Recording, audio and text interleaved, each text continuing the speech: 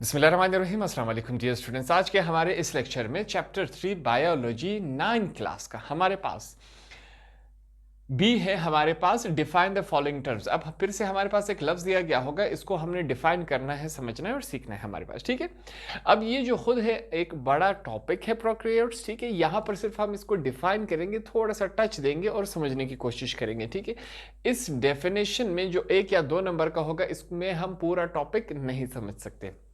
हमारे पास क्या है, प्रोकैरियोट्स। अब ये हमने बताना होता है कि प्रोकैरियोट्स क्या होते हैं। ठीक है, वो कौन से जानदार होते हैं जो कि प्रोकैरियोट्स होते हैं। इसके डेफिनेशन में हम लिखेंगे। सबसे पहले थोड़ा सा इसका बैकग्राउंड समझ लेते हैं। साइंस में हमने कहा था कि जिंदगी का बेसिक यूनिट ऑफ लाइफ क्या है, सेल है। ठीक है, जिंदगी की शुरुआत कहाँ से हुई, सेल से हुई। कुछ जानवर ऐसे होते हैं, कुछ जानदार जो कि एक सेल से बने होते हैं, कुछ जानदार ऐसे होते हैं जैसे कि हम एग्जांपल लेंगे, इंसान के करोड़ों अरबों सेल्स मिलकर एक इंसान बनाता है। ठीक है, तो बात यहां पर हमें क्या समझ आई कि जिंदगी की शुरुआत हर जानदार जो है वो किस चीज से बना हुआ है, सेल से बना हुआ है। सिंपल सी बात है।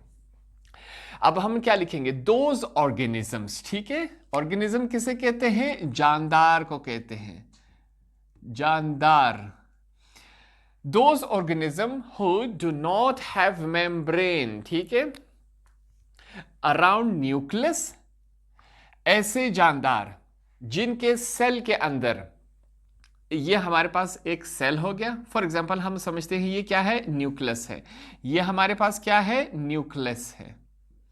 इसे हम क्या कहेंगे, न्यूक्लियस कहेंगे। स्पेलिंग आप चेक कर ले। ऐसे जानदार, ये हमारे पास क्या है, सेल है। ठीक है, ये एग्जाम्पल के लिए आप समझ लीजिए इसको। ऐसे जानदार जिनके सेल के अंदर न्यूक्लियस तो है, मगर न्यूक्लियस के बाहर हमारे पास जो मेम्ब्रेन होती हैं, जो तह होती है, जो हमारे पास पर्दा होता है, ठीक है, ये मेम्ब्रेन आपको समझा रहा हूं, वो मौजूद नहीं होता।